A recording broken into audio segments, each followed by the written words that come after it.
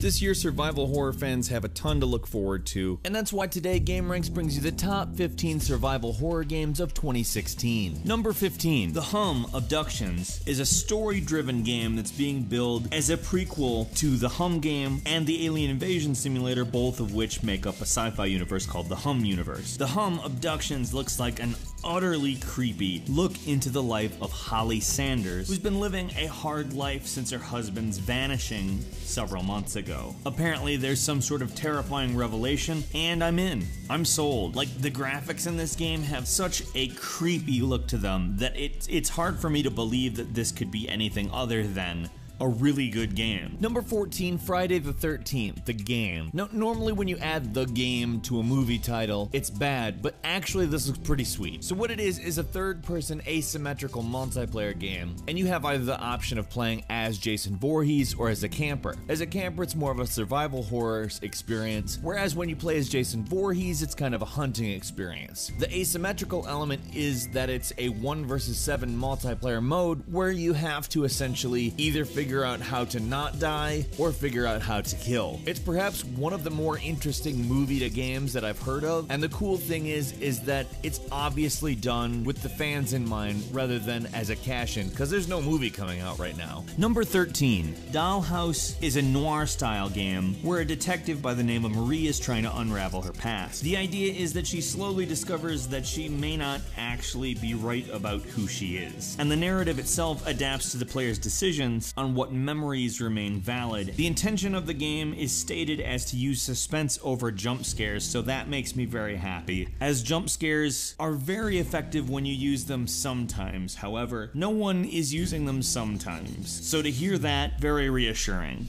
Number 12, Through the Woods is a third-person psychological horror game that takes place in Norway, where you play a mother looking for her missing son. The game has an ambitious attempt at dynamic narration, and you're armed with only a flashlight. Now, it's dark in the woods, and therefore, being armed with only a flashlight is awful, and that narration I talked about takes place in an interrogation room after the game's events. The intention is to create a sense of dread that lasts throughout the entire experience, and hopes to embody both fear and melancholy as it bothers you deep inside. Number 11, We Happy Few. We Happy Few is set in a dystopian alternate 60s England. There's a drug called joy that's used to control the citizens, and you play as a downer, which is a term for somebody who doesn't take joy. However, in order to blend in, you have to appear as though you take joy as you scavenge for food and supplies. It's an interesting and a bit abstract concept of a game, and the art style is pretty cool, so I think this is a good one to pay attention to. Number 10, Routine has a sci-fi aesthetic in kind of a retro-futuristic way, but not fully. The game has a very alien-style 80s aesthetic to it, and has you running away from things, we don't know exactly what, in an abandoned moon base. You'll be isolated, you'll have to wander around trying to find your way, as well as make sure you avoid any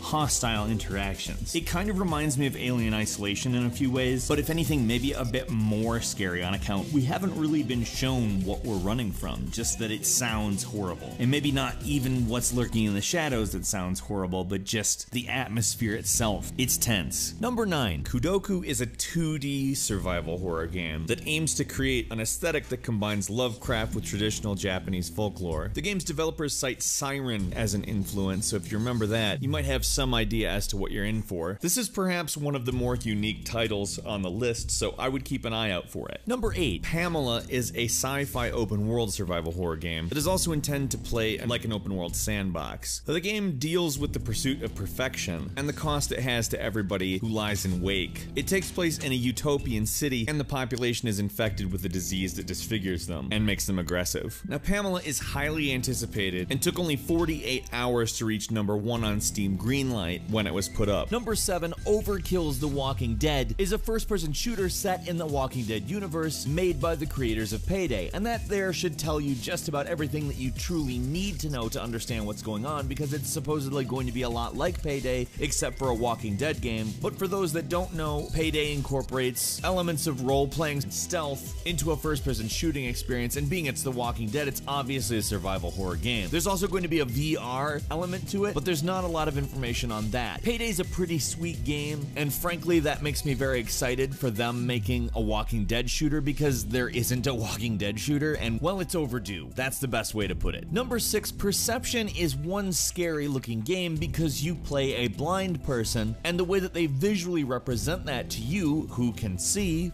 at least I assume, the game uses echolocation, which is kind of like how Daredevil sees, and kind of functions as the scariest possible version of Marco Polo. Because you're using echolocation, the art style is very different from that of other things that you've seen, and you really only see outlines of things, and honestly, that already makes it kind of scary looking anyway, and to be honest, I'm not looking forward to cleaning up my pants after I craft them. Number 5, The Forest. The Forest is basically what happens if you combine Minecraft with The Descent, the movie The Descent. When a plane you're traveling in crashes, you're forced to survive in a forest. You essentially have to build a place to live and then defend it at night against cannibal mutants. As you're watching it, you can actually kind of sense the Minecraft, but it's also actually really scary too. The game has been in alpha and beta over the last couple years, and the full version is coming out this year. Number 4, Dead by Daylight is an asymmetrical multiplayer game where one player takes the role of a murderer and 4 others play as the quote-unquote survivors. Now, this isn't the only game that's being done like this, but it does do some things to separate it from the other game that we mentioned, in that the killer is not a killer but rather a monster and plays in first person, while the prey is third person. The environments are going to be procedurally generated, abilities will unlock, and apparently there's a lot of environmental stuff that you can do to trip up the monster. Again, this is another one that sounds great on paper, but it has a lot to live up to. I am all over it.